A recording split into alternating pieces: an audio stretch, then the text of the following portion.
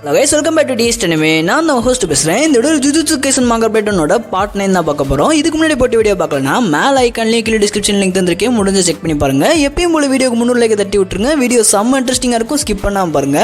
All right guys, வளரலாம் பேசாம வீடியோக்குள்ள போயிரலாமா?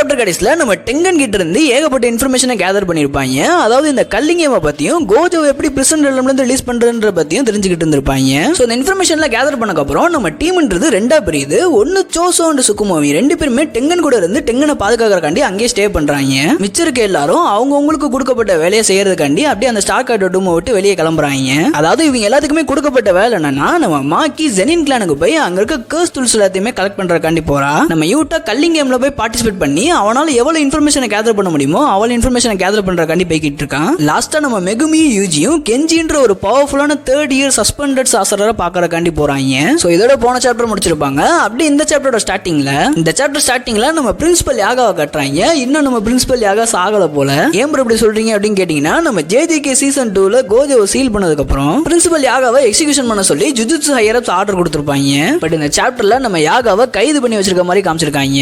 அப்போ அந்த இடத்துக்கு வந்த நம்ம பிரின்சிபல் காக்குகாஞ்சி பாண்டாவை பத்தி விசாரிக்க ஆரம்பிக்கிறாரு. பாண்டாவை பத்தி எல்லாத்துக்குமே தெரிஞ்சிருக்கும். அவன் ஒரு கர்ஸ்ட் கிராப்ஸ், அந்த கர்ஸ்ட் கிராப்ஸ் உருவாக்குனது நம்ம பிரின்சிபல் யாகா தான். நம்ம பிரின்சிபல் காக்குகாஞ்சி, நீ எப்படி பாண்டாவை கிரியேட் பண்ண? அது ஒரு ஆர்டிபிஷியல் கர்ஸ்ட் கிராப்ஸா இருந்தாலும் அது இண்டிபெண்டண்டா சுத்திக்கிட்டு இருக்கு. அது மட்டும் இல்லாம அதோட பவர் சோர்ஸ்ன்றது உன்னோட கர்ஸ் எனர்ஜியா தான் இருந்திருக்கணும். ஆனா அந்த பாண்டாவை பார்த்தா அது உன்னோட கர்ஸ் எனர்ஜில இயங்குற மாதிரி தெரியல. தனக்குரிய கர்ஸ் எனர்ஜியை அதுவே கிரியேட் பண்ணிக்கிற மாதிரி தெரியுது. உன்னால எப்படி அப்படி ஒரு ஆர்டிபிஷியல் கிராப்ஸை கிரியேட் பண்ண முடிஞ்சு? அது எப்படி இன்னும் இண்டிபெண்டண்டா சுத்திக்கிட்டு இருக்கு அப்படின்னு நம்ம காக்குகாஞ்சி கேட்க, இதை கேட்ட யாகா அமைதியா இருக்க. அப்ப நம்ம காக்குகாஞ்சி, நீ இந்த மாதிரி ஒரு கர்ஸ்ட் கிராப்ஸ் ஆர்மியவே கிரியேட் பண்ணிடுவன்ற ஒரு பயத்துல தான் ஹையர் அப்ஸ் உன்னை எக்ஸிகியூஷன் பண்ண சொல்லி ஆர்டர் கொடுத்துருக்காங்க.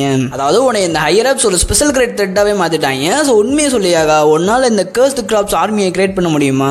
எப்படி அந்த ஆர்டிபிஷியல் கர்ஸ்ட் கிராப்ஸான பாண்டா அதோட கர்ஸ் எனர்ஜி அதுவே கிரியேட் பண்ணிக்குது? எப்படி அது இண்டிபெண்டண்டா சுத்திக்கிட்டு இருக்கு அப்படின்னு நம்ம காக்குகாஞ்சி கேட்க, அப்படியே கட் பண்ணி நம்ம பிரின்சிபல் யாகாவோட பிளாஷ்பேக்கை கட்டுறாங்க. நம்ம பிரின்சிபல் யாகா டக்கேருன்ற ஒரு கர்ஸ்ட் கிராப்ஸோட பேசிக்கிட்டு இருக்காரு. அப்ப அந்த டக்கேரு, இந்த மாதிரி உன்னை நினைச்சு என் கூட இருக்க எல்லாருமே வருத்தப்பட்டுக்கிட்டு இருக்காங்க. ஆனா நான் உங்ககிட்ட என்ன சொன்னேன் தெரியுமா? நம்ம எல்லாரும் ஒன்னா சேர்ந்து யாகாவை சீரப் பண்ணணும், அப்பதான் எல்லா வேலையும் ஈஸியா முடிப்பான்னு சொன்னேன். நான் சொன்னது கரெக்ட் தானே? நான் ஜீனியஸ் தானே அப்படின்னு அந்த டக்கேரு கேட்க, இப்ப யாகா, நீ நிஜமாலே ஒரு ஜீனியஸ் தான் டக்கேரு அப்படின்னு நம்ம டக்கேரோட தலையை தடைய விட்டுட்டு, ஐ எம் சாரி டக்கேரு, என்னால கொஞ்ச நாளைக்கு உங்க யாரையுமே பார்க்க முடியாது, எனக்காண்டி மத்த எல்லார்ட்டுமே இந்த விஷயத்தை பத்தி சொல்லிடுறியா அப்படின்னு நம்ம யாகா டக்கேருவை பார்த்து கேட்க, அதுக்கு டக்கேரு, என்ன வேலை விஷயமா ஏதோ அவுட்டிங் போறீங்களா அப்படின்னு கேட்க, அதுக்கு யாகா, ஆமா ரொம்ப பெரிய அவுட்டிங், ஆனா நான் வரமாட்டேன்னு கவலைப்படாதீங்க, இந்த இடத்த மாஸ்டர் டெங்கன் ப்ரொடெக்ட் பண்றாரு. அது மட்டும் இல்லாம இன்னும் கொஞ்ச நாள்லயே உன்னோட அம்மா உன்னைய பாக்குறதுக்காண்டி திரும்ப வருவாங்க. சோ நான் இந்த இடத்துல இல்லனாலும் நீங்க எல்லாருமே நல்லா தான் இருப்பீங்க அப்படின்னு நம்ம யாகா சொல்றான். அப்படியே கட் பண்ணி ஒரு மரத்துக்கடியில இருக்க ஓட்டைய டோர் மாதிரி செஞ்சு அடைச்சு வச்சிருக்காங்க.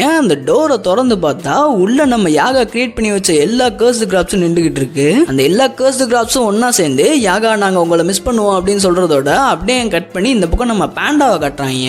அப்போ பாண்டாவை அரெஸ்ட் பண்ணி வச்சிருந்தாங்க போல. நம்ம குசகாபே அந்த இடத்துக்கு வந்து நம்ம பாண்டாவை ரிலீஸ் பண்றான். இதை பார்த்த பாண்டா, டே குசகாபே, எல்லாம் தெரிஞ்சுதான் பண்றியா அப்படின்னு கேட்க, அப்ப குசகாபே, உனக்கு நான் ஹெல்ப் பண்ணேன்றதை யார்ட்டையும் சொல்லாத, உனைய பிடிச்சி வச்சு யாகாவை கேப்சர் பண்ணணும்னு ட்ரை பண்றாங்க. பட் நான் இதை நடக்க விட மாட்டேன், யாகாக்கு நான் தனிப்பட்ட வகையில கனவுப்பட்டிருக்கேன் அப்படின்னு நம்ம குசகாபே சொல்றதோட அப்படியே கட் பண்ணி மறுபடியும் ஒரு பிளாஷ்பேக்கை கட்டுறாங்க. அப்போ அந்த பிளாஷ்பேக்ல நம்ம குசகாபேவும் அவனோட சிஸ்டரும் யாகாவை பார்க்கறதுக்காண்டி வந்திருக்காங்க. அப்போ யாகா, இந்த பாரு குசகாபே, நான் சொல்றது நல்லா புரிஞ்சுக்கோ, இப்போ நீ பார்க்க போறது உன்னோட நெஃப்யூ கிடையாது, உன்னோட நெஃப்யூவோட இன்ஃபர்மேஷன் மட்டும்தான் அப்படின்னு நம்ம யாகா சொல்ல, அப்ப குசகாபே, செத்தவங்க நினைச்சு வருத்தப்படுறதுக்கு பதிலா ஃபியூச்சரை பார்த்து மூவ் ஆன் ஆகு அப்படின்னு நீ சொல்ற, அது என்னால ஏத்துக்க முடியும், ஆனா என்னோட சிஸ்டரால அதை ஏத்துக்க முடியல. என்னோட சிஸ்டர் அவளோட மகன் டெங்கரோட சப்போர்ட் இல்லாம பாஸ்ட்லயே மாட்டிக்கிட்டா அப்படின்னு நம்ம குசகாபே சொல்ல, இதை கேட்ட யாகா அந்த டெங்கருன்ற கர்ஸ்ட் கிராப்ஸை இன்ட்ரோடியூஸ் பண்றான். அந்த கர்ஸ்ட் கிராப்ஸான டெங்கரு குசகாபேயோட சிஸ்டரை பார்த்தோன்னே அவங்க தான் என்னோட அம்மாவா அப்படின்னு கேட்க, அப்ப யாகா டெங்கருவை பார்த்து, பரவாயில்லையடா, நீ சீக்கிரமாவே எல்லாத்தையுமே கேட்சப் பண்ணிக்கிற அப்படின்னு சொல்ல, அதுக்கு டெங்கரு, அது அதுதான் எனக்கு நல்லாவே தெரியுமே, நான் தான் ஜீனியஸ் ஆச்சு அப்படின்னு நம்ம டெங்கரு சொல்றதை கேட்டோன்னே நம்ம குசுகாபியோட சிஸ்டர் அப்படியே ஷாக் ஆகுறா. ஏன்னா அவளோட மகனும் இதே மாதிரி அடிக்கடி தான் ஒரு ஜீனியஸ் தானே அப்படின்னு கேட்டுக்கிட்டே இருப்பான் போல. இதை பார்த்து நம்ம குசுகாபியோட சிஸ்டர் வீல் சேர்ல இருந்து எந்திச்சு போய் டெங்கருவை கட்டி பிடிச்சு டெங்கரு டெங்கரு அப்படின்னு சொல்லி அழுகுறா. அப்ப யாகா குசுகாபே கிட்ட இந்த மாதிரி எனக்கு பண்றது சுத்தமா பிடிக்கல அப்படின்னு சொல்ல, அப்ப குசுகாபே எனக்கு புரியுது யாகா, இந்த மாதிரி ஃபுல்லி இண்டிபெண்டன்ட் கர்ஸ்ட் கிராப்ஸா யாருமே இது வரைக்கும் உருவாக்குனது இல்ல, ஆனா நீ உருவாக்கி இருக்க.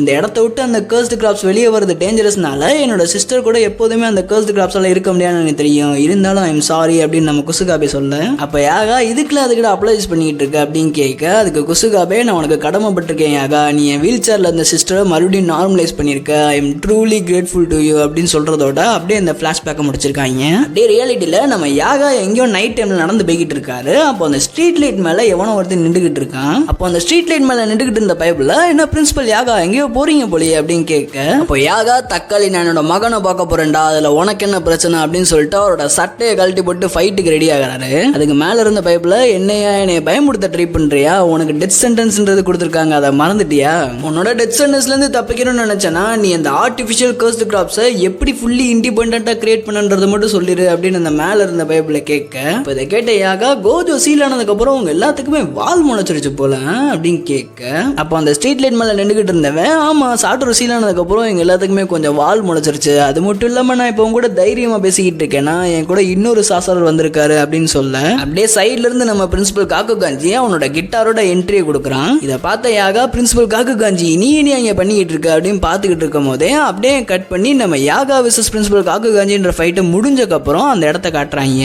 ஸோ இந்த 1-on-1 ஃபைட்ல நம்ம யாகா காக்குகாஞ்சி கிட்ட தோக்குறது மட்டும் இல்லாம அவரோட சாவின் விளிம்புல ரத்த வெள்ளத்துல மிதந்துகிட்டு இருக்காரு. இப்போ இந்த ஸ்ட்ரீட் லைட் மேல நின்றுகிட்டு இருந்த பைபிள்ல பிரின்சிபல் காக்குகாஞ்சி நீங்க வேணா கிளம்புங்க, இந்த யாகாவை நான் பாத்துக்கிறேன் அப்படின்னு சொல்ல, இவங்க இப்படி பேசிக்கிட்டு இருக்கும் போதே நம்ம யாகா ஏதோ ஒரு இன்ஃபர்மேஷனை சொல்ல ஆரம்பிக்கிறான். நீ அந்த கர்ஸ்ட் கிராப்ஸை இண்டிபெண்டா கிரியேட் பண்ணணும்னு ஆசைப்பட்டேன்னா ஃபர்ஸ்ட் நீ பண்ண வேண்டியது ஒரு சோல் இன்ஃபர்மேஷனை பிசிக்கல் இன்ஃபர்மேஷனா மாத்தணும். அப்படி நீ இந்த சோல் இன்ஃபர்மேஷனை பிசிக்கல் இன்ஃபர்மேஷனா மாத்திட்டேன்னா இந்த பிசிக்கல் இன்ஃபர்மேஷனை கர்ஸ்ட் கிராப்ஸோட கோர்ல இம்ப்ளான்ட் பண்ணணும். பட் இது மட்டும் போதாது, அந்த பிசிக்கல் இன்ஃபர்மேஷனை கர்ஸ்ட் கிராப்ஸோட கோர்ஸ்ல இம்ப்ளான்ட் பண்ணதுக்கு அப்புறம் அது கூடவே சேர்த்து 3 ஹைலி காம்பேட்டபிள் சோல்ஸையும் அந்த கர்ஸ்ட் கிராப்ஸ்ல இம்ப்ளான்ட் பண்ணணும். இப்படி நீ ஆட் பண்ண 3 சோல்ஸும் கான்ஸ்டன்டா ஒண்ணுக்கு ஒன்று அப்சர்வ் பண்ணா மட்டும்தான் அந்த 3 சோலுமே ஸ்டேபிளைஸ் ஆகும். ஒன்ஸ் இந்த 3 சோலும் ஸ்டேபிளைஸ் ஆனதுக்கு அப்புறம் அந்த கர்ஸ்ட் கிராப்ஸ்க்கு செல்ஃப் அவேர்னஸ்ன்றது கிடைக்கும். அப்படி அந்த செல்ஃப் அவேர்னஸ் கிடைச்சு 3 மாசத்துல அந்த கர்ஸ்ட் கிராப்ஸ் தனக்கு தேவையான கர்ஸ்ட் எனர்ஜியை அதுவே ப்ரொடியூஸ் பண்ணிக்கும் அப்படின்னு நம்ம பிரின்சிபல் யாகா சொல்ல, பிரின்சிபல் காக்குகாஞ்சி ஏன்டா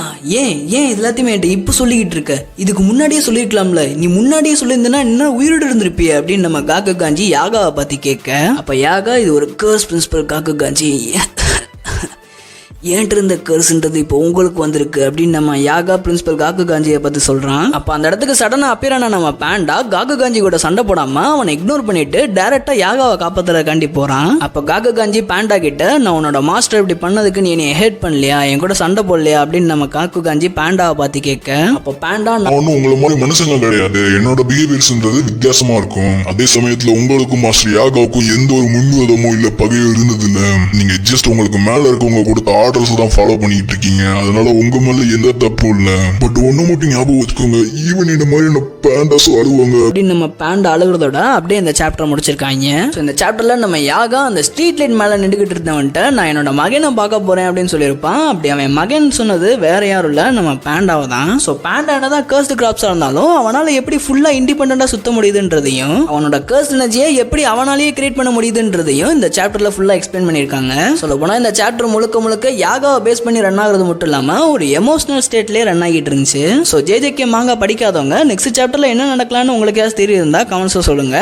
ஆல்ரைட் கேஸ், வீடியோ பிடிச்சிருந்தா வீடியோக்கு ஒரு லைக் பண்ணிருங்க. இந்த வீடியோ பிடிச்சிருந்தா டிஎஸ் அனிமே சேனல்ல போற எல்லா வீடியோயும் பிடிக்கும். ஸோ மறக்காம செக் பண்ணி பாருங்க. ஓகே கைஸ், இதே மாதிரி அமேசிங்கான வீடியோல பார்க்கலாம். Until then, bye from DXD Anime.